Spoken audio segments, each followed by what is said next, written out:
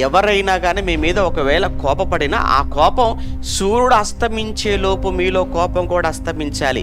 ఎట్టి పరిస్థితుల్లోనైనా కోపంతో పడకకెళ్ళారా, కోపంతో నిద్రలోనికి వెళ్ళారా, ఆ కోపం కాస్త ద్వేషం అవుతుంది, ద్వేషం కాస్త పగ అయిపోతుంది, పగ కాస్త పాడు చేయాలన్న ఆలోచనకు దారితీస్తుంది, పగ కాస్త ప్రతీకారాన్ని కోరుకుంటుంది, పగ కాస్త వాడి ప్రాణం పోతే బాగున్నన్నంతగా నేను తినేస్తుంది. అది కోపమే కావచ్చు, కానీ దానికి నువ్వే ఏం చేస్తున్నావు అంటే దానికి ఊతమిస్తున్నావు, బలమిస్తున్నావు కోపానికి. అందుకే ఎట్టి పరిస్థితుల్లో కూడా సాయంత్రం అయిందనంటే కోపాన్ని ఏం చేయాలి? వదిలేయాలి. ప్రశాంతంగా పడుకోండి, ఎంత చక్కగా ఉంటుంది. కోపంతో పడుకోండి, నిద్ర పడుతుందా? నిద్ర పట్టదు. హార్ట్ కూడా ప్రాబ్లం, లోపల హార్మోన్స్ ఇంబ్యాలెన్స్ అయిపోతాయి, లేనిపోయిన కొత్త రోగాలకు దారితీస్తాయి.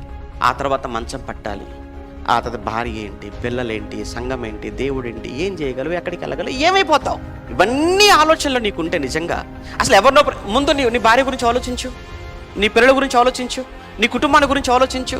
నీ గురించి, నీ భార్య, నీ పిల్లలు, నీ కుటుంబాన్ని గురించి ఆలోచన కలిగిన వాడవైతే ఇంత కోపం, ఇంత పగ ఇవన్నీ ఎందుకుంటాయి?